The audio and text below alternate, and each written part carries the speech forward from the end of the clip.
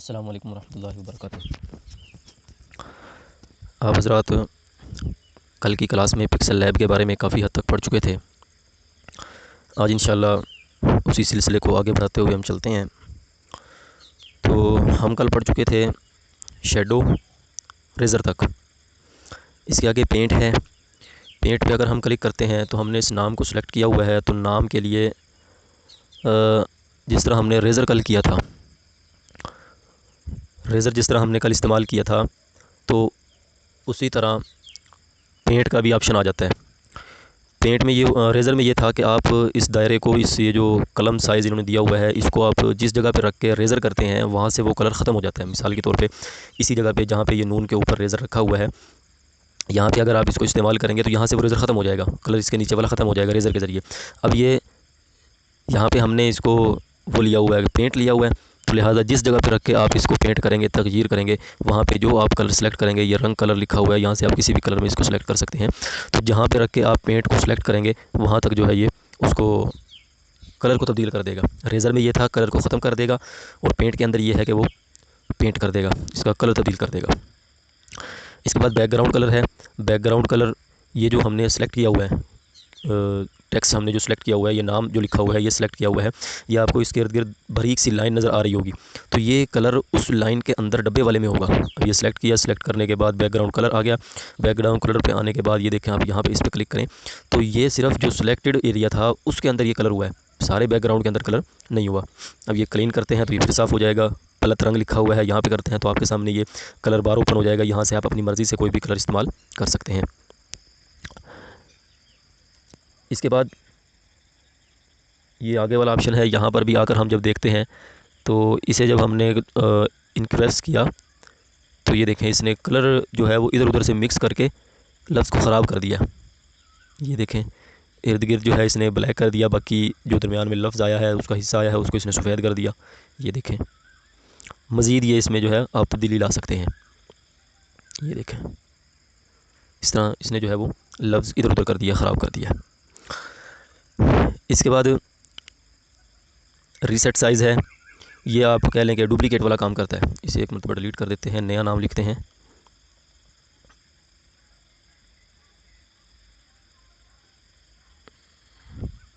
जी, ये हमने इसको सेलेक्ट करके ये ओके किया तो ये इसने डुप्लीकेट दे दी, इसकी कॉपी जिसे आप कह लें। और यही डुप्लीकेट वाला काम ये ऊपर सेव फ़ोटो के साथ लिखा हुआ है डुप्लीकेट, इसको आप सेलेक्ट करें, सेलेक्ट करने के बाद यहाँ पे रखें। अच्छा, इसमें एक चीज़ है, जब आप ऊपर लिखा हुआ जो डुप्लीकेट है उस पर मिसाल के तौर पे मैं ये नाम मैंने सेलेक्ट किया, सेलेक्ट करने के बाद डुप्लीकेट पे क्लिक किया तो जो साइज़ पहले हमने सेलेक्ट किया था उसका था वही साइज़ ऊपर जाके उसने हमें कॉपी दे दिया। जबकि इस रस्ट्रेस साइज़ पे करते हैं तो यहाँ पे ये हमें वो साइज़ करके दे रहा है जब हम न्यू टेक्स्ट लिख के लाए थे उस वक्त इसका ये साइज़ था। जब न्यू टेक्स्ट लिख के लाए थे उसका जो साइज़ था वो दिया है, लेकिन अगर इस ऊपर लिखे हुए डुप्लीकेट से हम इसको क्लिक करके डुप्लीकेट करेंगे तो जो साइज़ हमारे नीचे वाले टेक्स्ट का होगा वही साइज़ ये ऊपर वाला टेक्स्ट हमें देगा। जी, उम्मीद है समझ आई होगी।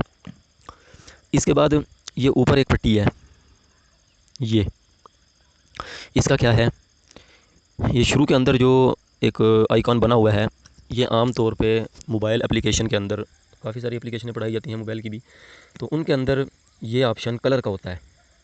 आप इस पर क्लिक करें, ये आपके सामने कलर बार होगा, कोई भी कलर आप जो है वो नाम के लिए लगा सकते हैं। इसके बाद ये बोल्ड लिखा हुआ है। ये बोल्ड कई अल्फाज होते हैं जो बिल्कुल ही बारीक से होते हैं, अल्फाज कह दिया फ़ॉन्ट, फ़ॉन्ट जो हैं बिल्कुल बारीक से होते हैं, जो इतना ख़ास वाज़े नज़र नहीं आते। तो हम इसको बोल्ड कर देंगे तो उसकी वजह से लफ्ज़ जो है ये फ़ॉन्ट हमारा कुछ मोटा सा और वाज़े हो जाएगा, उस दूर से नज़र आ जाएगा थोड़ा सा।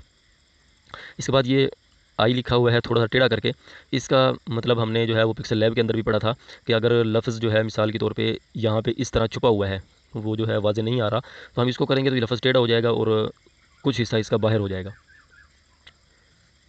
इसके बाद ये डिलीट का ऑप्शन है।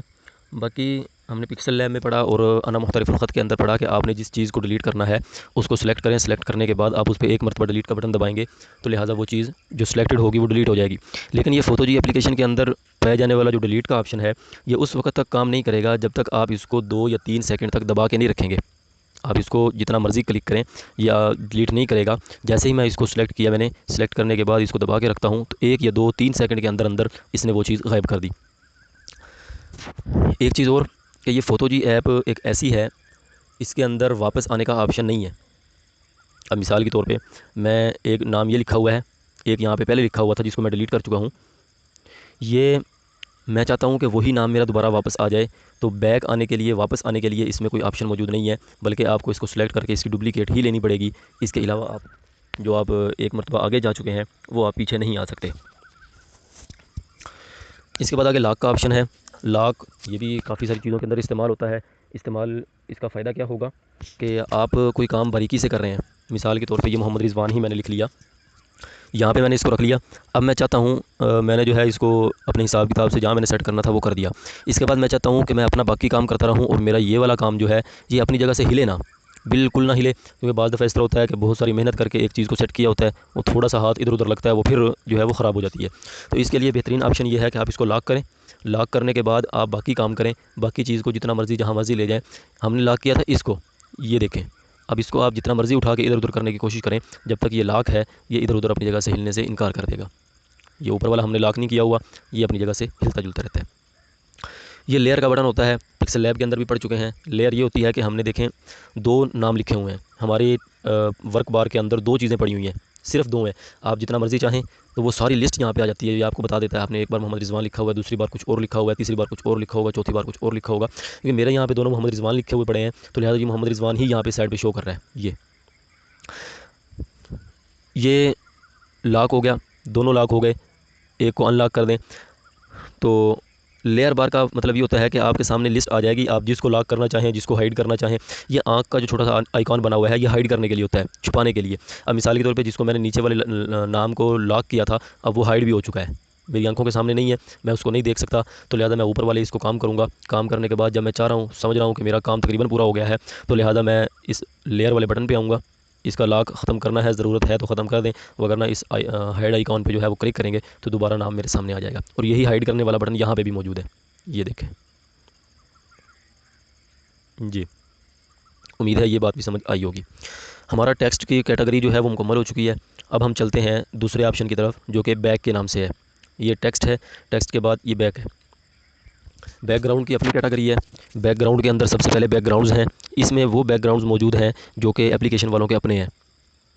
ये देखें, ये कुछ इन्होंने जो है वो बजाते खुद रखे हुए हैं। आप अगर शुरू में एप्लीकेशन के अंदर इनको डाउनलोड ना भी करें, जब मैंने कल के सबक में बताया था कि शुरू के अंदर जो इंटरफेस आता है उसके ऊपर काफ़ी सारी चीज़ें इन्होंने दी होती हैं, उनमें अगर आप डाउनलोड ना भी करें तो मेरा ख्याल ये है कि उम्मीद यही है कि ये चीज़ें पड़ी होंगी। लेकिन अगर नहीं पड़ी तो आप बजाते खुद आसानी से जो है वो आसानी वहाँ से जाकर डाउनलोड कर सकते हैं और इसको जो है वो यहाँ पर आके बैकग्राउंड इस्तेमाल कर सकते हैं। मिसाल के तौर पर यही बैकग्राउंड ले लिया, ये देखें, ये एक नाम लिख लेते हैं यहाँ पे, ये यहाँ पे आ गया।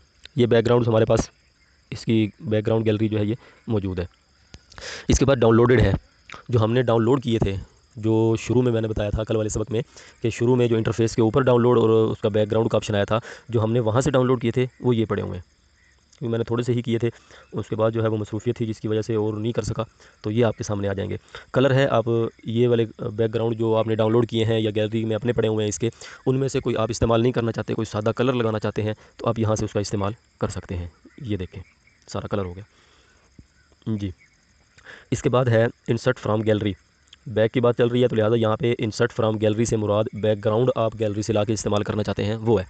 यहाँ पे क्लिक करते हैं तो 2 ऑप्शन हमारे सामने आएंगे, विद आउट क्रॉप और with crop. With out crop पे अगर आप क्लिक करेंगे तो जिस साइज़ में आपकी तस्वीर पहले पड़ी हुई है वही साइज़, उसी साइज़ में, लंबाई में, चौड़ाई में जितनी भी होगी वो आपके बैकग्राउंड में इस्तेमाल हो जाएगी। मिसाल के तौर पर विद आउट बैक पे क्लिक करते हैं। विद आउट बैक पे क्लिक करने के बाद ये आ गया। अब इन्हीं में से कोई तस्वीर ले लेते हैं। ये देखें, मिसाल के तौर पे ये बैकग्राउंड मैं इस्तेमाल करना चाह रहा हूँ। अब ये देखें, मैंने किया था विद आउट क्रॉप पे। विद आउट क्रॉप पे करने का मतलब ये हुआ कि अब मैं इसको छेड़ नहीं सकता, इसमें कोई तब्दीली नहीं कर सकता बैकग्राउंड के अंदर। ये पूरे का पूरा बैकग्राउंड जो मेरे पास मौजूद था वो इसी तरह आ गया। अगर आप विद क्रॉप पे करते हैं तो आपके सामने ये आ गया। यहाँ से आप बैकग्राउंड उठाएं। बैकग्राउंड उठाने के बाद जब आप इसको चेक करेंगे तो चेक करने के बाद आपसे ये क्रॉप का इसने ऑप्शन दे दिया है। ये आपसे पूछ रहा है कि आप कितना साइज़ जो है इस तस्वीर का उसमें वर्क बार में लेके जाना चाहते हैं। अब ये देखें, ये इन्होंने साइज़ दिए हुए हैं, इतना लेके जाना है, ये लेके जाना है, ये लेके जाना है। जहाँ पे आपको जो है वो अच्छा लगता है, इसको जो है वो दूर करना है, कितना दूर करना है, कितना करीब करना है, ये आपके सामने होगा। ये रोटेट आ गया। रोटेट में आप इस तस्वीर को जितना घुमा के बैकग्राउंड में इस्तेमाल करना चाहते हैं या क्रॉप करना चाहते हैं, ओरिजिनल है या जो इसके साइज़ वगैरह हैं, आप इसमें से अपनी मर्ज़ी से इसको इस्तेमाल कर सकते हैं। ये देखें, यहाँ पे मैंने इसको सिलेक्ट कर लिया, तो लिहाजा अब ये बैकग्राउंड मेरे सामने आ गया। जी। इसके बाद है बैकग्राउंड इफ़ेक्ट। बैकग्राउंड इफ़ेक्ट क्या है, इसको देखते हैं। तो हमारे बैकग्राउंड को मुख्तलिफ़ डिज़ाइंस में मुख्तलिफ़ इसके जो है वो शेडो वगैरह इस पे लगा के और इसके जो है वो मज़ीद तब्दीली करके, आप अब ये देखें, ये यहाँ पे ब्लू कलर है। अब इसको मैंने सेलेक्ट किया तो ये वैसे हल्का लाल सा हो गया है, ये है। अब ये देखें, हालांकि था तो मेरा ये लाइन सीधी थी, लेकिन इन्होंने ख़ुद से ऐसा कर दिया कि अब ये ऐसे घूम के जो है इसने अपना ऑप्शन दे दिया है। ये इसकी रोशनाई हो गई है। तो जी इसके अंदर भी आप ये देखें, अब ये गोल में आ गया है, ये चौकोर आ गया है। जैसे आप इसको इस्तेमाल करना चाहें, बैकग्राउंड इफ़ेक्ट में आके आप इसको इस्तेमाल कर सकते हैं। बैकग्राउंड मास्क भी है। बैकग्राउंड मास्क के अंदर आपको ये बताएगा कि हमारा ये बैकग्राउंड जितने एरिया में लगा हुआ है, ये बैकग्राउंड जितना एरिया में लगा हुआ है, ये चौकोर लगा हुआ है। अगर आप बैकग्राउंड मास्क पे आते हैं तो जिस तरह की शेप यहाँ पे बनी होगी, मिसाल के तौर पे ये कर लेता हूँ, देखें। अब बाकी चीज़ तो गई, लेकिन मास्क की जो शक्ल थी वो यहाँ पे आ गई, और उसी शक्ल का उसी जहाँ जहाँ से जितना जितना ये नज़र आ रहा था वहीं तक जो है ये बैकग्राउंड ज़ाहिर कर रहा है। बाकी कोई चीज़ भी बैकग्राउंड में से ज़ाहिर नहीं कर रहा। इस पर ब्लरी है। ब्लर करना, मध्यम कितना करना है, ये बैकग्राउंड की बात चल रही है तो बैकग्राउंड को ही मध्यम करेगा। ये बैकग्राउंड ज़्यादा वाज़े नहीं करना चाहते आप, इसको कम रखना चाहते हैं, तो ये देखें, जितना आप इसको बढ़ाएंगे ये उतना मध्यम होता चला जाएगा, और जितना कम करेंगे उतना कम होता चला जाएगा। ये देखें। इसके बाद है कलर फ़िल्टर। कलर फ़िल्टर पे आके हम इसको कोई कलर देते हैं। ये देखें, बैकग्राउंड का इसने कलर तब्दील कर दिया, क्योंकि सिलेक्ट हमारा काम चल रहा है बैकग्राउंड का। तो कलर फ़िल्टर पे जब हम आएंगे तो ये बैकग्राउंड का ही कलर का काम करेगा और काम नहीं करेगा। जी। इसके बाद है रोटेट। 90% लिखा हुआ है। इसका ये है कि पिक्सल लैब के अंदर हमने पढ़ा था कि आप अपनी मर्ज़ी से जितना चाहें इसको रोटेट कर सकते हैं, जबकि फ़ोटो जी के अंदर ये रोटेट होगा, लेकिन होगा सिर्फ 90 के ज़ाविये पे। यानी सीधा है तो बिल्कुल टेढ़ा हो जाएगा, टेढ़ा है तो उल्टा हो जाएगा, फिर दाईं जानिब बाईं जानिब इधर उधर जो है ये घूम जाएगा। ये देखें, अब बिल्कुल जो है वो 90 के दर्जे पे जाके ये घूम रहा है। इसके बाद ग्रेडियंट है। ग्रेडियंट के अंदर भी बैकग्राउंड के लिए या हमारे नाम सेलेक्ट है। ये देखें, नाम पहले सेलेक्ट था, उसकी वजह से उसने नाम में कलर कर दिया था। अभी हमने जब नाम को डिसेलेक्ट किया है, बैकग्राउंड की कैटेगरी में आए हैं, तो लिहाजा यहाँ से आपके सामने ये आ गया। ये देखें, फर्स्ट कलर ये कर लेते हैं, सेकंड कलर ये कर लेते हैं। तो ये देखें, ये शेडो से इसने जो है वो इफ़ेक्ट वगैरह लग के इसमें आ गया। इसके बाद आपने कौन सा कलर कितना ज़्यादा रखना है, कौन सा कितना कम करना है, ये एंगल ऊपर आपके पास मौजूद है। आप इसको जो है अपनी मर्ज़ी से इधर उधर जो है वो कर सकते हैं, कितना आप इसको घुमाना है, कितना इसको जो है वो क्या करना है, ये सारा आप इसके ज़रिए से कर सकते हैं। जी। आगे है ट्रांसपेरेंट बैक। बैकग्राउंड का जो कलर वगैरह था वो सारा ख़त्म हो गया है। ट्रांसपेरेंट बैक पे हमने क्लिक किया। ट्रांसपेरेंट बैक पे क्लिक करने के बाद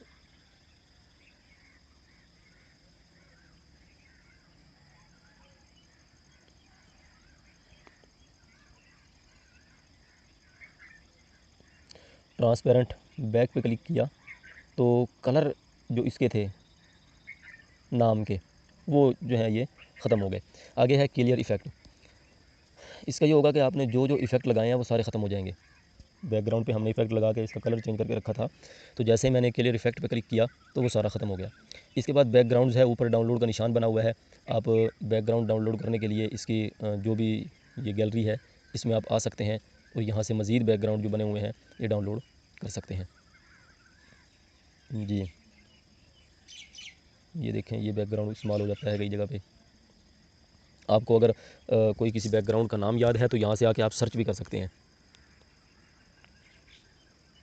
या फिर जो है जो इसकी गैलरी खुलेगी उसी में आपको जो अच्छा लगता है, जो आप जो है वो उठाना चाह रहे हैं तो वही उठा सकते हैं। जी, ये तकरीबन बैकग्राउंड के बारे में भी बात जो है ये मुकम्मल हो चुकी है। आगे है स्टिकर्स। स्टिकर्स पे हम आते हैं तो हमारे जो स्टिकर्स वगैरह इस्तेमाल होते हैं वो यहीं से होंगे। अगर आप जो डाउनलोड किए थे स्टिकर्स, वो यहीं से आप इसको इस्तेमाल कर सकते हैं। सबसे पहले स्टिकर्स हैं, तो ये आपको ऊपर एक लाइन नज़र आ रही है, ये इमोजी लिखा हुआ है। ये इमोजीज़ वगैरह जो हैं आप इनको इस्तेमाल करना चाहते हैं तो कर सकते हैं कहीं पे। अगर ये नहीं करने तो इसके बाद ये आइकॉन है, ये इस्तेमाल कर लें। ये इसके बाद आगे कुछ पट्टी सी है, ये हमने डाउनलोड की थी, ये है। इसके अंदर यहाँ पे आपको कुछ नज़र नहीं आ रहा होगा, इसके अंदर जो लिखा हुआ है, लिखा हुआ कह दिया, जो इसके अंदर चीज़ है वो आपने कई बार देखा होगा कि गाड़ी के शीशे पे अगर कोई चीज़ लग जाती है उसकी वजह से वो इफ़ेक्ट सा एक आ जाता है, जिसकी वजह से शीशा ख़राब हो जाता है और दूर से देखने वाले को अजीब सा लगता है। ये वो इफ़ेक्ट्स इसके अंदर मौजूद हैं यहाँ पे, क्योंकि नीचे यहाँ पे बैकग्राउंड सफ़ेद है, इसी वजह से ये ऊपर सफ़ेद नज़र नहीं आ रहा। मजमुआ आराब लिखा हुआ है, तो नाम हमने लिख लिया, मिसाल के तौर पे मोहम्मद रिजवान लिख लिया। अब ये मैं लगाना चाहता हूँ, देखें मैं इसे यहाँ पे लेके आया, लाने के बाद इसको जो है वो साइज़ इसका छोटा कर देता हूँ, ये देखें। अब इसको जो है वो ज़बर ज़ेर पे जितना आप लगाना चाहते हैं वो इसमें लगा सकते हैं। इसी तरह स्टार्स पड़े हुए हैं ये, और ये दायरे वगैरह जो हैं ये सारे इसके अंदर मौजूद हैं।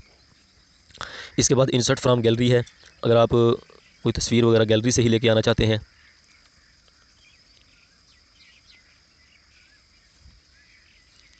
अब ये देखें, इसको आप जहाँ पे सिलेक्ट करना चाहें, ये भी हमारा स्टिकर्स के तौर पर आके इस्तेमाल हो रहा है, क्योंकि बैकग्राउंड को भी हमने कर लिया है, टेक्स्ट को भी कर लिया है, तो अब स्टिकर्स भी चल रहे हैं, तो ये स्टिकर्स के तौर पर आप इसको इस्तेमाल कर सकते हैं, बैकग्राउंड के तौर पर इस्तेमाल नहीं कर सकते। ये देखें, साइज़ है, साइज़ आप इसका कितना रखना चाहते हैं, छोटा करना चाहते हैं, बड़ा करना चाहते हैं, ये आपकी अपनी मर्ज़ी होगी। टेक्सचर है, स्टिकर्स की जगह पे कोई टेक्सचर आप लगाना चाहते हैं, ये इसके अंदर अपने टेक्सचर पड़े हुए हैं वो इस्तेमाल करना चाहते हैं, या जो है वो तस्वीर कोई टेक्सचर के तौर पर गैलरी में से लाना चाहते हैं, तो आपके सामने जो है ये आ जाएगी। मिसाल के तौर पे चेंज करना है तो ये हो जाएगा। देखें, ये इफ़ेक्ट भी कुछ लगे हुए हैं और तस्वीर भी चेंज हो गई है। फिर रेज़र आ गया, रेज़र यहाँ पे हमने इसको सिलेक्ट किया, सिलेक्ट करने के बाद रेज़र किया तो देखें इसने वहाँ से वो ख़त्म कर दिया जी। रेज़र का काम तकरीबन हर जगह पे एक ही होता है। इसके बाद फिर वही ब्लर ही है, ब्लर आप इसको कितना करना चाहते हैं, कितना मध्यम रखना चाहते हैं, कितना वाज़ेह रखना चाहते हैं, ये आपके सामने हो जाएगा, ये देखें। इसके बाद स्टिकर ब्रश है। स्टिकर ब्रश का मतलब क्या है, इसको देखते हैं ये क्या करता है। ये देखें, इसने पीछे टेक्स्ट के अंदर हमने रेज़र के बाद पेंट का जो हमने पढ़ा था वही काम ये स्टिकर ब्रश कर रहा है, ये देखें। क्योंकि रेज़र ने उस जगह को ख़त्म कर दिया था, साफ़ कर दिया था, और पेंट ने उसको जो है वो कलर जो भी हमने सेलेक्ट किया उसको कलर कर देता है। तो ये वाला ऑप्शन जो है ये भी यही काम कर रहा है। मास्क, स्टिकर में आप कोई मास्क इस्तेमाल करना चाहते हैं, ये देखें, स्टिकर्स हम स्टिकर्स के तौर पे इसको लेके आए थे, तो मास्क हमारा जो है वो इसमें इस्तेमाल हो जाएगा। रोटेट 90% है, जितना मर्ज़ी आप इसको घुमाएं। स्ट्रोक है,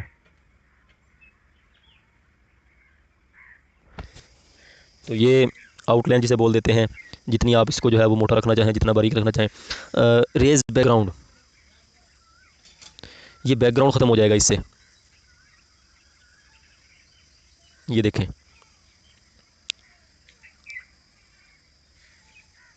स्टिकर्स का जो बैकग्राउंड सेलेक्ट एरिया था वो ख़त्म हो जाएगा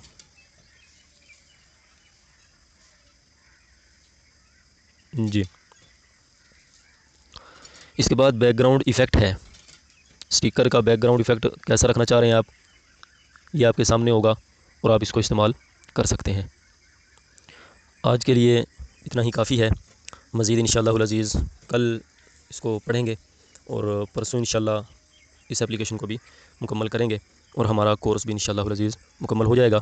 अस्सलामु अलैकुम वरहमतुल्लाहि वबरकातुहू।